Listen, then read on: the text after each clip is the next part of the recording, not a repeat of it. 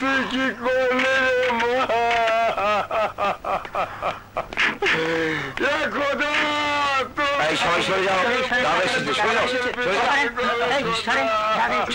দাদা ভাই, কি হয়েছে?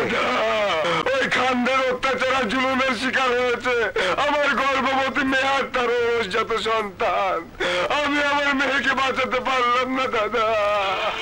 দাদা, আমার মেয়ে যখন প্রসব বেদনা ছটফট করছিল তখন আমি তাকে হাসপাতালে নিয়ে যাচ্ছিলাম। ঠিক সেই মুহূর্তে যাওয়ার রাস্তা বন্ধ করে দেয় এখানে আরো বলেছে আমাদের এলাকার কোন লোকজন আর কোনদিন ওই রাস্তা দিয়ে যেতে পারবে না। তুমি তো জানোই দাদা, আমাদের গ্রামের মানুষের চলাচলের একমাত্র একটাই রাস্তা, আর সেটা যদি চিরদিনের জন্য বন্ধ করে দেয় তাহলে আমার মেয়ের মতো আরো অনেক মানুষকে অকালে জীবন দিতে হবে। না হোসেন, না, আমি বেঁচে থাকতে আর কাউকে এইভাবে মরতে দেবো না। তুমি তোমার মেয়ের দাফনের ব্যবস্থা করো। আমি টিউনু সাহেবের সাথে কথা বলছি। আমি কি করতে পারি বলুন? খানেরা যদি তাদের জমির উপরে রাস্তা দিতে না চায় তাহলে আমি কেন? কেউ কিছু করতে পারবে না। কিন্তু এটা তো অন্যায়। আপনি এলাকার টিউনু হয়ে এত বড় অন্যায় মেনে নেবেন? জনগণের প্রতি আপনার কি কোনো দায়িত্ব নেই? অবশ্যই আছে, কিন্তু তাই বলে আমি ক্ষমতার অপব্যবহার করতে পারি না, জোর করে কারো জমি দখল করতে পারি না। যদি কিছু করতেই হয় তাহলে খানদের সাথে আলোচনা করে রাস্তা বানানোর ব্যবস্থা করতে হবে। ঠিক আছে টিউনু সাহেব, যে কোনো শর্তে যে কোনো ভাবে ওই রাস্তা আমাদের চাই। আপনি আলোচনার ব্যবস্থা করুন। কে টিউনু সাহেব, আমাদের কি কোনো কাজ নেই নাকি?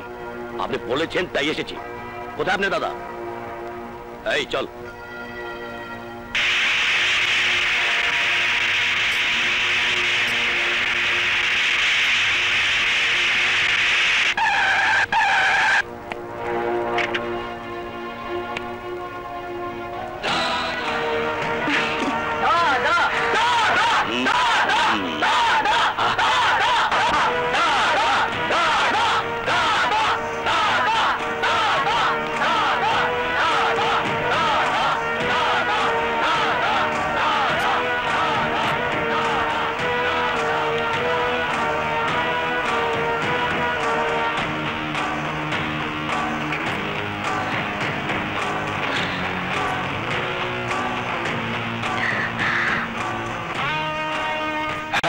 সাহেব বলুন, কেন ডেকেছেন?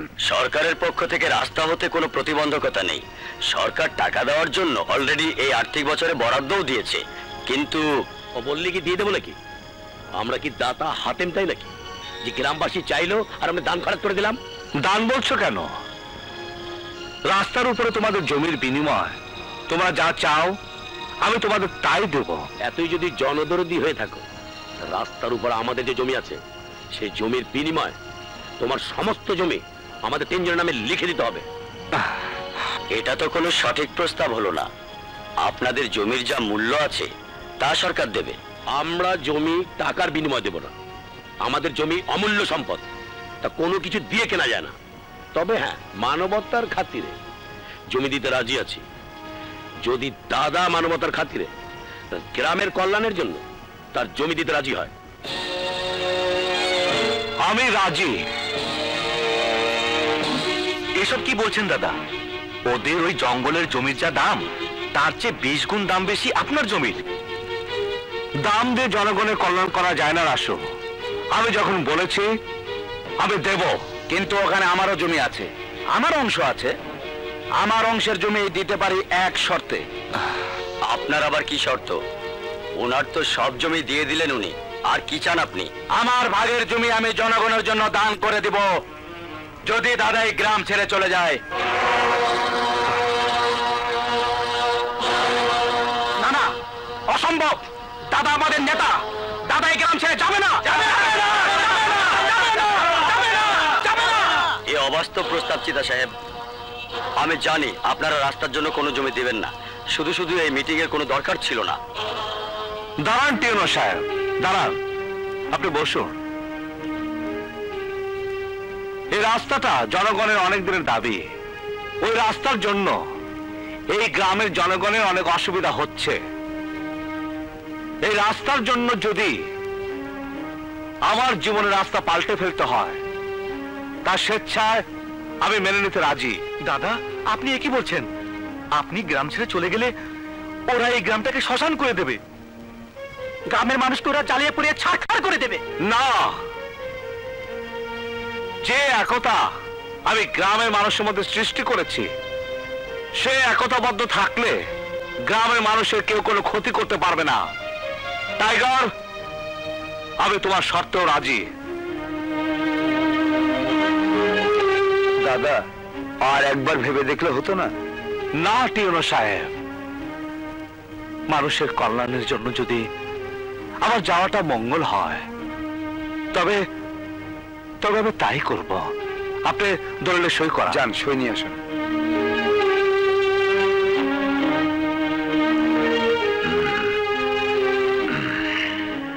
দাঁড়াও ভাইজান, বাবার সম্পত্তিতে মেয়েরও নিশ্চয় অংশীদারিত্ব আছে? অবশ্যই। আমাদের অন্যান্য জমি থেকে প্রয়োজনীয় সবটুকু তোর নামে লিখে দেবো। ও, তাহলে এখানে আমারও সইয়ের প্রয়োজন আছে, তাই না ভাইজান? হ্যাঁ, অবশ্যই আছে। তাহলে সই করার আগে আমারও একটা শর্ত আছে। আমার তো আর কিছুই নেই, সবই দিয়ে দিয়েছে, শুধু আমি ছাড়া। আমি তোমাকেই চাই।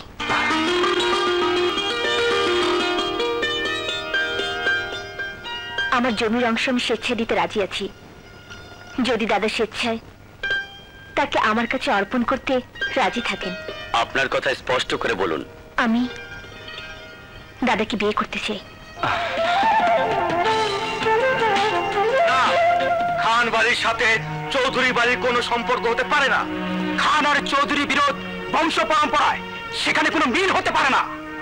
হাসো রাসো, তোমরা শান্ত হয়ে বসো।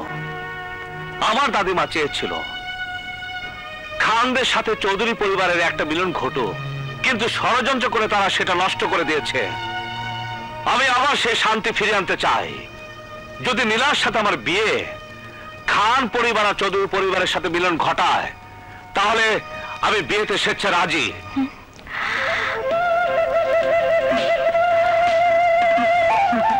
তবে এই গ্রাম আমি সেদিনই ছেড়ে যাব এবং বিয়ে আমি সেদিনই করব যেদিন এই গ্রামের মানুষের রাস্তা তৈরি হয়ে যাবে। আরে পিঙ্কি, তুই কখন এলি? অনেকক্ষণ যাবত তোর জন্যই অপেক্ষা করছি। তা হঠাৎ কি মনে করে?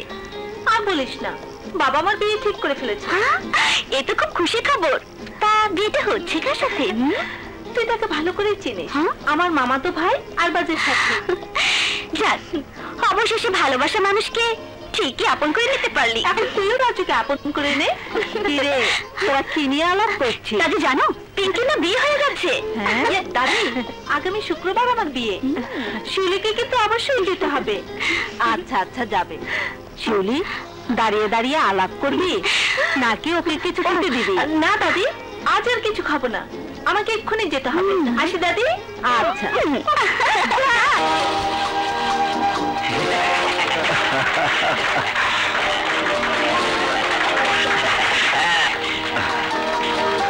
ধন্যবাদ টিওনো সাহেব।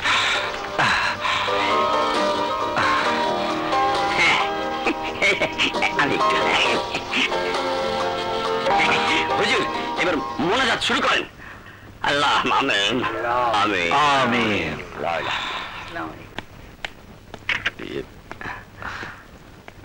আপনার জন্যই আর জনগণের অনেক দিনের স্বপ্ন পূরণ হলো। আপনার অবদানও কম নয় টিওনো সাহেব। আমি তাহলে আসি। দাঁড়ান টিওনো সাহেব, আমার কাজ এখনো বাকি আছে। মানে? বিপ্লবের সাথে আমার বিয়ের কাজ এখনো সম্পূর্ণ হয়নি। ঠিক আছে, তুমি যাও, তোমার ভাইদেরকে বলো আমি আগামীকালে তোমাদের বাড়িতে বিয়ের প্রস্তাব নিয়ে যাব।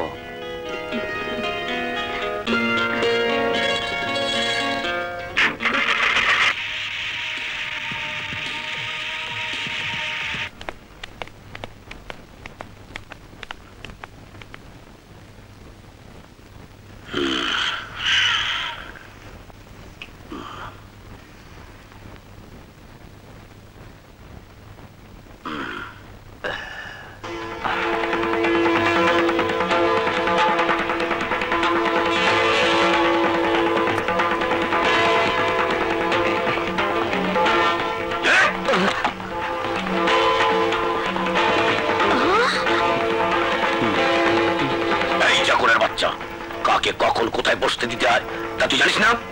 জানিস না মালিক কোথায় বসে আর চাকর কোথায় বসে? যা যা ওই কোন এলাকা মাদুরটা নিয়ে এসে পাইটা দে। বিপ্লব, আর কত অপমানিত হব? উপায় নেই দাদি, আমি ওদের কাছে ওয়াদাবদ্ধ। বাহ, এ তো রাক্ষসের ঘরে ফেরেশতা এসে মনে হয়। আসুন বিপ্লব সাহেব, আসুন।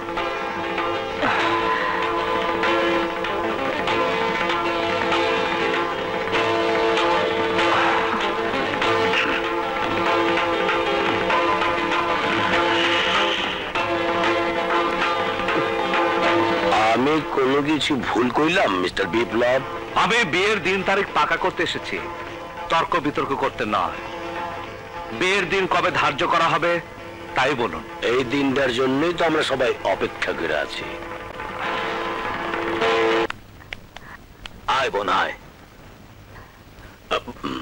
বসো বোন বসো।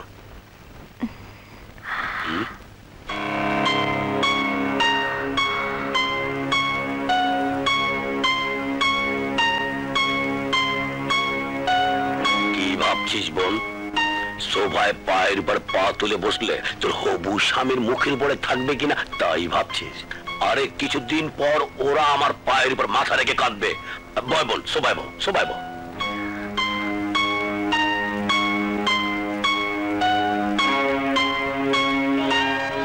এই কি বোন, তুই মারিতে বয় বললি কেন?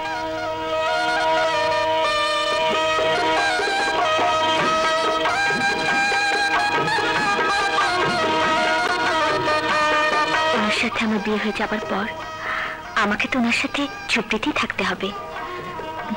ওখানে তো আর সোফা নেই, তাই আগে থেকে মাটিতে বসে অভ্যাস করিনি। তোমরা বিয়ের দিন তারিখ পাকা করো ভাইয়া। মামা, বিয়া শাদির লাগিয়া শুক্রবার বাদ জুম্মা খুবই উত্তম সময়। না, বিপ্লবের ওয়াদা অনুযায়ী বিয়ে আগামীকালের মধ্যেই হতে হবে। কিন্তু আগামীকাল তো শনিবার। বিয়ে শনিবারই হবে মামা, কোনো সমস্যা নেই, বিয়ে আগামীকালই হবে। দাঁড়ান, ওনার সাথে আমার কিছু কথা আছে, আসুন। দাদি, বিয়ের আগে কনে আমাকে গোপন কামরা ডাকছে, কপালে যে কি আছে। আমি ফুপুর মতো আমার স্বামীকে খুন করতে চাইবো ভেবে আমার ভাইয়া আপনার সাথে বিয়ের দিন তারিখ পাকা করতে চেয়েছে। আমেরিকা থেকে আসার পর আমি আমার ভাইদের ফেরেশতার মতো জানতাম, তাদের কথা মতো শত্রু ভাবতাম আপনাকে। কিন্তু আপনি আমার যে ভাইয়ের জীবন বাঁচিয়েছেন তাকে তাকে আমার ভাইয়েরাই খুন করেছে। তখনই আমি জেনে গেছি তাদের সাথে আপনার তফাৎ কোথায়। আমি জানি আপনি নিজের জন্য নয়, আপনি গ্রামের মানুষের উপকারের জন্য আমাকে বিয়ে করছেন। গরিবের জন্য আপনার যে ভালোবাসা তার সামান্য একটু আমাকে দিন। আপনাকে আমার খুব ভালো লেগেছে, আপনাকে আমি ভালোবেসে ফেলেছি। প্লিজ প্লিজ আমার এসব কথাকে নাটক ভাববেন না। আমি যা বলছি আমার অন্তর থেকে বলছি, এতে কোনো পাপ নেই, বিশ্বাস করুন।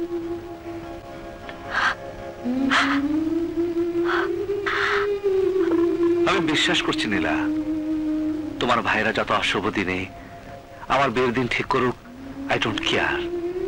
আমি তোমাকে বিয়ে করে আমি আমার ঘরণী করব, কিন্তু একটা শর্তে।